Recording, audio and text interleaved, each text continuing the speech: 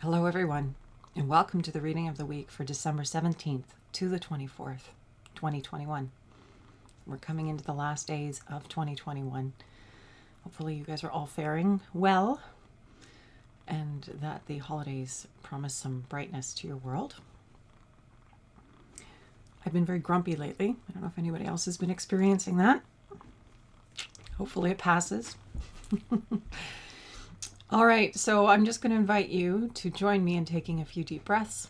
Let's pull ourselves into the present moment and just get into this reading together so that we can pull through what we most need to receive right now.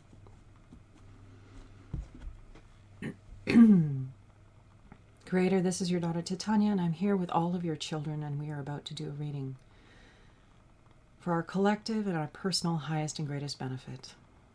My intention is to be a clear channel for the information that we most need to receive right now, and to provide that in a manner that we will easily and effortlessly hear, understand, and integrate for our personal and collective highest and greatest good. I'd like to call upon my higher self and the higher selves of all those listening now and in the future, as well as an overlighting angel of communication, to be present and facilitate this exchange and ensure that it happens in the best way possible. Again, for the highest and greatest good, and that we address all that is in our collective and our personal heart and mind at this time, for this window of December 17th to 24th. I'd also like to invite the four archangels to come and hold the four directions around us, creating a sacred container across time and space. Wherever you are part of this circle of light. I invite Raphael to hold the east, Michael to hold the south, Gabriel to hold the west, and Uriel to hold the north. Thank you for coming. We set the tone for ease, for clarity, for transformation, for concision, for healing, for empowerment, for discernment, that our hearts, our minds, our bodies, and our spirits be made more light, clearer, stronger, more radiant and resilient, that we may go forward powerfully, helpfully, congruently. And anything that doesn't match these frequencies is welcome to go now. All right, onward. I'd like to point out this beautiful little pin that my dad made. It's hard to get it into focus, but there we are. Makes me happy to have it here with me in honor of this festive season. Okay, it's nice to have a little bit of him here with us. So, Creator, what is it that we most need to know this week? This week, and the devil jumped out. There we go. Let's see if it comes back again. What do we most need to know this week, leading up to the season of Christmas? And then we got reevaluation. The cards are hopping out today. Let's see if that one comes in. For our personal and collective highest and greatest good in this last week before the celebration of Christmas and solstice and the many other celebrations of light that are happening at this time of year. But what do we need to know this week, please?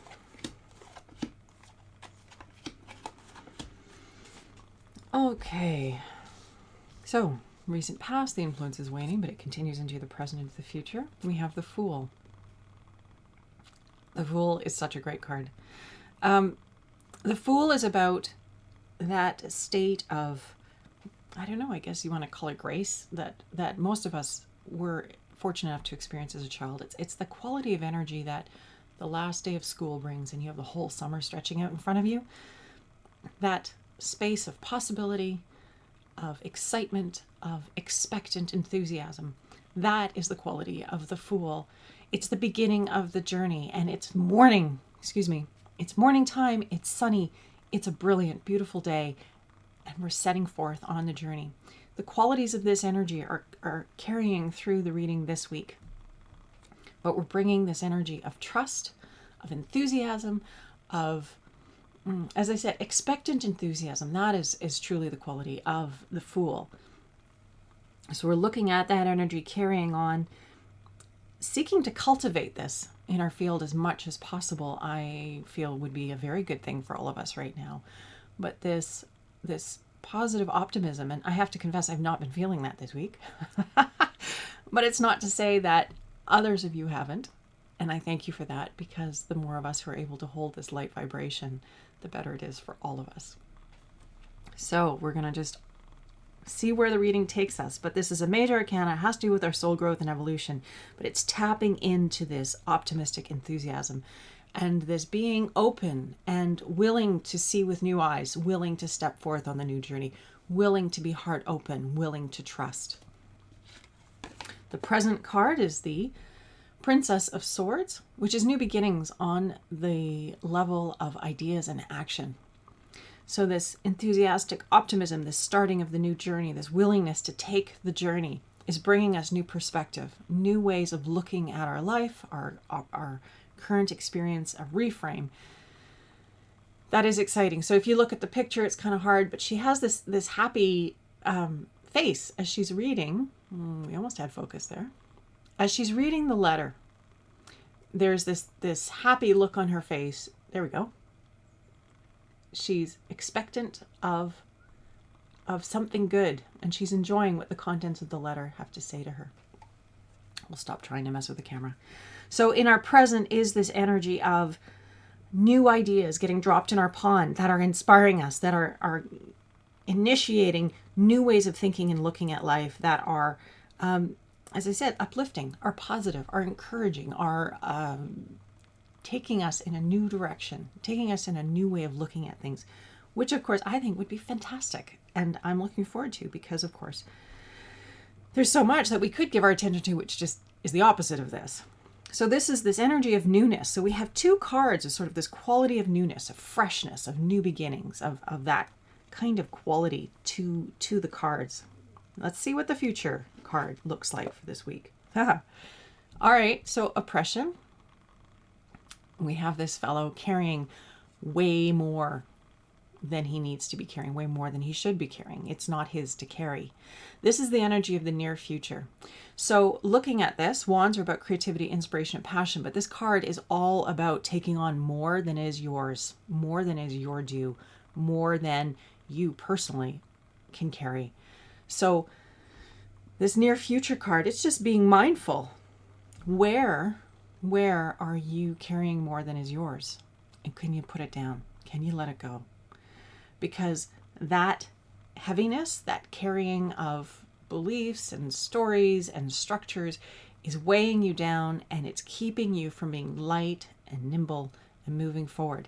So we have this fresh new beginning energy here, and then it's almost like it gets stalled a little bit because there's old stories, old programming, old conditions, narratives on the outside in. It's not about the inside out. And so we really need to start looking at what is it that we're holding in ourselves that's keeping us from being all that we're here to be, from shining our light brightly, from being as fully expressed as we need to be in whatever way is most appropriate for us at this time. So paying attention to that this coming week as we're moving forward into the Christmas season. And you know, the Christmas season as well can be very stressful for a lot of people, as you all know who are listening. And how many things are we carrying that aren't ours? Traditions that have been handed down that are beautiful, but we're fulfilling them or going through that motion because of something that once was, maybe not necessarily what is now or true in this moment. Maybe it's persisting in traditions that really you don't even connect with anymore. So just maybe playing with that a little bit, softening a little bit around all of these things that we hold. Maybe it's feeling like you have to have a present for everybody on the list. What if you did a Christmas without presents? Just playing with how could you honor the season differently? Maybe coming back to the energy of bringing light to the darkness at this time of year and making that what your celebration is about, how to bring more light, and honoring that in yourself and in those around you. It just feels a little bit more congruent in some ways than a lot of the other pomp and circumstance that come along with the Christmas season. Not that there's anything wrong with it. If that's your jam, awesome, because you're probably bringing a lot of light to those you love by holding those beautiful spaces. But it's the energy of how you're holding it and how you're bringing it to the world. If you're doing it from a state of resentment, then of course it's not going to be very happy or serving of the collective light. If you're coming from that place of joy and service and appreciation and it's not, the word isn't reverence, but it is sort of this quality of deep appreciation, and your way of demonstrating the appreciation is in holding these beautiful traditions to make a lovely experience for others. That's brilliant. Again, just noticing, where is your energy coming from? Where, with your creative expression, your light, shining your light, being generative, how is that flowing this week? The foundation of the reading today, we have the lovely card of possessiveness, the Four of Pentacles. So we have this lovely naked lady looking around furtively as she clutches her precious things to her bosom. Yes, okay. So Pentacles is the energy of Earth, and it's the material realm. It's the realm that we all exist in, the stuff of life, our security, our homes, our work, our things. And this card is just, again, the mindfulness piece. Where are you coming from? Are you coming at light from a place of holding and tightness and fearfulness? Or are you coming from a space of trusting, excitement, inspiration, openness, and flow? So the reading rests and turns on this factor this week. And this sort of energy of possessiveness, of holding. Just, again, if it comes up, notice. What is your response? And it's challenging for us. It's an opportunity, again, to just soften a little bit and look at ourselves again. Be gentle, because it's you, after all. You have to treat yourself with kindness and love. And start there. Start with this thing and just notice when you're holding, when you're seized, when you're stuck. These are kind of similar. This sort of holding of stuff. The stuff, is it serving you? Is it meaningful to you? Is it supporting you? Is it bringing you joy? And maybe it's not about the stuff at all. Maybe it's about the energy behind it. Well, that's what we're seeking this week. So it's interesting. Just notice that. Notice that energy of holding, of tightening, of constriction. And breathe into that. And trust that you will have the distinctions that you need to have to help you to shift through it, because that's what this journey is all about, is shifting through into our broader, wiser perspective. So very interesting cards, as I said, this sort of hopeful optimism, this enthusiastic expectation, and new beginnings on the level of the mind and ideas and action. So these wonderful sort of sparks of things. And then we have these two more dense kind of qualitative cards, which can be looked at in terms of what are we holding that isn't ours? What are we continuing to, again, hold? Each of us is like a lightning rod on the planet. We're each channels for light on the planet. And this energy of possession and constriction and oppression, of holding things that don't belong to us or things that no longer serve us, and continuing to do that, that's dimming our light. It's diminishing our light. It's making us smaller than we could be. And by finding ways to soften up around it, giving ourselves permission to let things go, to move things out into the world, to recirculate things that no longer serve us, maybe not to be so tied up in the materialism of the season, but rather, what's the true spirit of it? Bringing light to the darkness. And what does that mean? What does that mean to you? What is your unique way of bringing light to the darkness? And just shifting this. Go gently, go easily, go curiously, because you'll come up with wonderful, wonderful distinctions about how this season or this week, this time of the year, we're coming into the solstice, the return of the light. How could this express through you into the world more beautifully? Okay, let's just pull our card to grow on, shall we?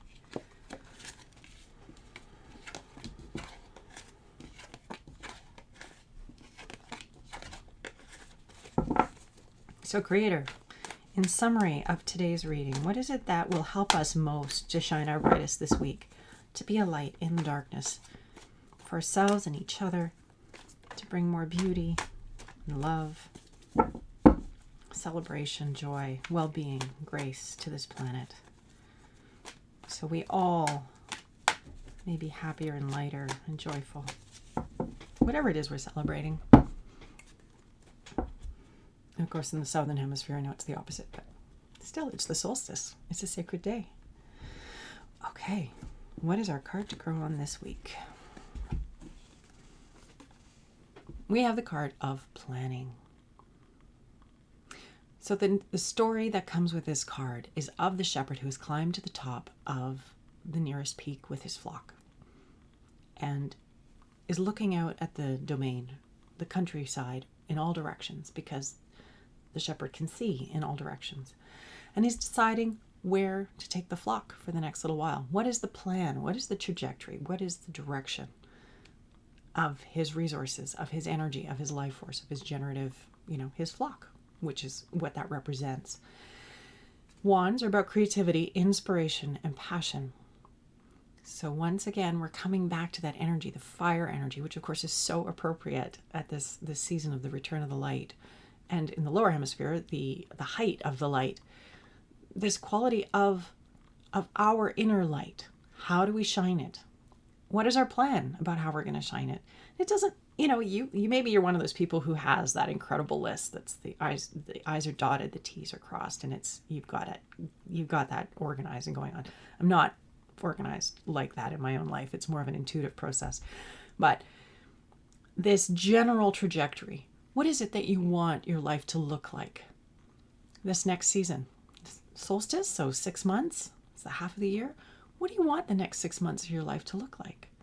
And see how you can start to generate that. I mean, we also have New Year coming up, which is traditionally a time, and many with Western culture anyway, to make some goals and set some plans for oneself. So it's almost like this energy of planting the kernels, of projecting forward, and how is that going to happen? What's that going to look like?